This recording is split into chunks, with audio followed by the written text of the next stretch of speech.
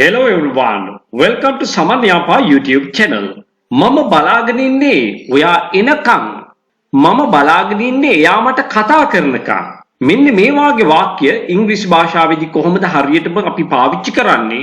කොහොමද එසේ කළ යුත්තේ කියලායි අද දවසේ පාඩමේදී සාකච්ඡා කරන්නේ. මේක සරල පාඩමක් වුණත් ඔයාගේ එදිනෙදා කතා බහේදී මේ වාක්‍ය රටාව අනිවාර්යයෙන්ම පාවිච්චි කරන්න සිද්ධ වෙනවා. ඒ නිසා සුපුරුදු විදිහටම පාඩමේ මුල ඉඳන් අවසානයේ දක්වා රැඳී ඉන්න ඔයාට මේ සියල්ල වඩාත් නිවැරදි විදිහටම ඉගෙන ගන්න හැකියාව තියෙනවා.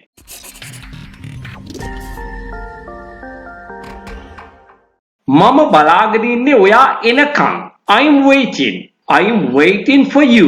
ඔන්න ඊළඟට ක්‍රියාපදයක් යෙදෙනවා. ඒ නිසා අපි to සමග මේක පාවිච්චි කරන්න ඕනේ. මේකට අපි කියනවා to infinitive verb එකක් කියලා. I'm waiting for you to come. මම බලාගෙන ඉන්නේ ඔයා එනකම්. I'm waiting for you. මම බලාගෙන ඉන්නවා waiting for you to come. ඔයා එනකම් මම බලාගෙන ඉන්නවා. I'm waiting for you to come. අපි බලාගෙන ඉන්නේ ඔයා යනකම්. We are waiting for you to go. We are waiting for you to go. අපි බලාගෙන ඉන්නේ ඔයා එහෙ යනකම්. එහෙම කියවන අපි පොඩි පදයක් එකතු කරනවා වගේට we are waiting for you to go there. We are waiting for you to go there. මම බලාගෙන ඉන්නේ එයා මාත් එක්ක කතා කරනකම්. I'm waiting for him, or else you can say for her, to speak with me.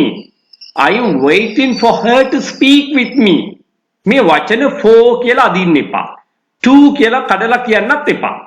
ඒක මෙහෙමයි කියවෙන්න ඕනේ. For him, for her, for you ඔය විදිහට. ඒ වගේම infinitive verb එක කියවන්නටත් ඕනේ to speak, to go, to play ඔය විදිහට. මම බලාගෙන ඉන්නේ එයා මට අඬ ගහනකම්. I'm waiting for him, or else you can say for her. I'm waiting for him to call me. call කියනවා අඬ ගහනවා. ඒ වගේම දුරකථනයෙන් අමතරනටත් මෙහෙම කියනවා. එහෙනම් මට call කරනකම් මම බලාගෙන ඉන්නේ. ඔය අදහස කියන්නත් පුළුවන්. I'm waiting for her to call me. මම බලාගෙන ඉන්නේ එයාව මුණ ගැහෙනකම්. I'm waiting for him to meet. I'm waiting for her to meet. අපි බලාගෙන ඉන්නේ එහෙ යනකම්. We are waiting to go there. We are waiting to go there. මෙතනදී පුජ්‍යලේඛ සඳහන් කරලා නැහැ. ඒ නිසා අපිට for භාවිතය අවශ්‍ය වෙන්නේ නැහැ. කෙලින්ම ක්‍රියාපදේ පාවිච්චි කරනවා. We are waiting to go there. ඇය බලාගෙන ඉන්නේ ඔහුව පාටි එකේදී දකින්නකම්. She's waiting to see him at the party. She's waiting to see him at the party. මම බලාගෙන ඉන්නේ ආයෙත් ඔයාව දකින්නකම්. I'm waiting to see you again. I'm waiting to see you again. අපි බලාගෙන ඉන්නේ ඔයාගේ ප්‍රතිඵල දැනගන්න. We are waiting to know your results. We are waiting to know your results. මම බලාගෙන ඉන්නේ මේ රටාව ඊට පස්සේ පාවිච්චි කරනකම්. I'm waiting to use this pattern hereafter. I'm waiting to use this pattern hereafter. හොඳයි. පාඩමේදී අපි සාකච්ඡා කළේ මෙන්න මේ කියන කරුණු තුන. I am waiting for you. I am waiting for her. I am waiting for him. I am waiting for my father. ඔය විදිහට නාම පදයක් පවා පාවිච්චි කරන්න පුළුවන්. I am waiting for my mother. දෙවෙනි ක්‍රමය තමයි I am waiting to. I am waiting to කෙලින්ම ක්‍රියාපදයක් අපි පාවිච්චි කරනවා. verb stem එකක් to සමග භාවිතා කරනවා.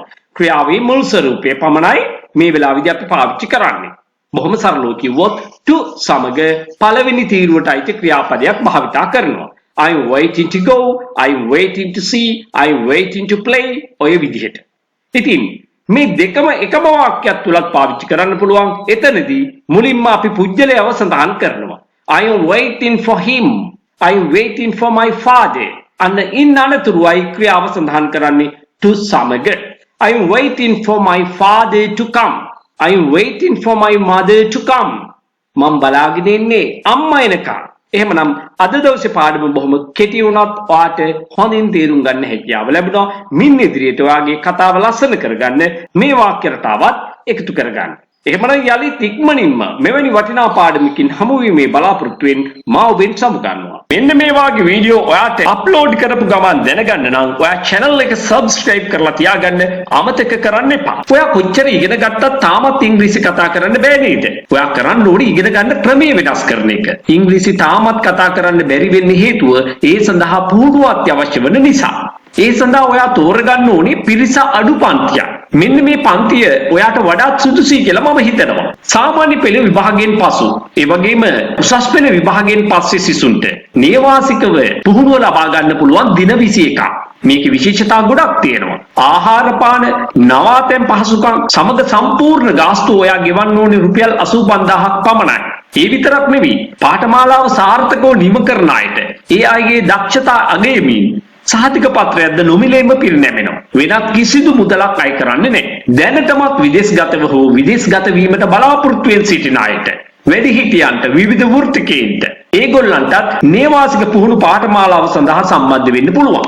ආහාර පාන, නවාතැන් පහසුකම් මේ සියල්ල සඳහාම ගෙවිය යුත්තේ රුපියල් 85000ක් පමණයි. මේ නේවාසික පුහුණු පාඨමාලාව සඳහාද බඳව ගන්නේ උපරිම වශයෙන් එක කණ්ඩායමකට 10 දිනක් පමණයි. ඒ වගේම වැඩිහිටියන්ට ඔන්ලයින් ක්ලාසස් පැවැත්වෙනවා. එක කණ්ඩායමකට උපරිම වශයෙන් බඳව ගන්නේ 8 දිනක් පමණයි. ගාස්තුව මාසිකව රුපියල් 3000යි. ගෲප් ක්ලාස් එකකට සම්බන්ධ වෙන්න බැරි අයට තනි පුජ්‍යල පන්තියක් ඉන්ඩිවිජුවල් ක්ලාස් එකක් arrange කරගන්න පුළුවන්. මාසෙකට පැය 8ක්ම දෙනවා. රුපියල් 10000ක් පමණයි අය කරන්නේ. ඔයාට කැමති වේගයෙන්, ඔයාට කැමති විදිහට ඉගෙන ගැනීමේ අවස්ථාව ලැබෙනවා. ඉතාලම අඩු මුදලකට ඔයාට උගන්වන්නත් පුළුවන්. එහෙමනම් එක පන්තියක අවම වශයෙන් 100 දෙනෙක්වත් දාගන්න ඕනේ. එතකොට සිද්ධ වෙන්නේ ඔයාට හුදෙක් දේශනයකට සවන් දෙන්න විතරයි. ඔයාට මාත් එක්ක කතා කරන්න, ඉංග්‍රීසි කතාව පුහුණු වෙන්න කිසිම අවස්ථාවක් ලැබෙන්නේ නැහැ. එහෙමනම් ඒ තුලින් ඔයාගේ ඉංග්‍රීසි කතා කිරීමේ හැකියාව දියුණු කරගන්න කිසිසේත් හැකි වෙන්නේ නැහැ. අන්න ඒ නිසා තමයි මේ සියලුම පන්ති සඳහා කුඩා කණ්ඩායමක් පමණක් බඳව ගන්නෙ. පුහුණුව වැඩි වෙන තරමට කතා කිරීමේ හැකියාව අනිවාර්යයෙන්ම ඇති වෙනවා. මම මුලින්ම කිව්වනේ ඔයාට තාමත් ඉංග්‍රීසි කතා කරන්න බැරි වෙන්න හේතුවක් තියෙනවා. ඒ නිසා ඔයා ඉගෙන ගන්න ක්‍රමය වෙනස් කරන්න. ඔයා මාත් එක්ක එකතු වෙන්න කැමති නම් දැම්මම තිරේ දිස්වන අංකයට WhatsApp පණිවිඩයක් යොමු කරන්න. මේ පණිවිඩය ඔයාට වැදගත් නොවුනත් ඔබේ නෑදෑ හිත මිත්‍රයෙකුට වැදගත් වෙන්න පුළුවන්. ඊගොල්ලන්ගේ දුවලා පුතාලට වැදගත් වෙන්න පුළුවන්. ඒ නිසා මේ පණිවිඩය හැකිතාක් දුරට share කරන්න. Thank you everyone.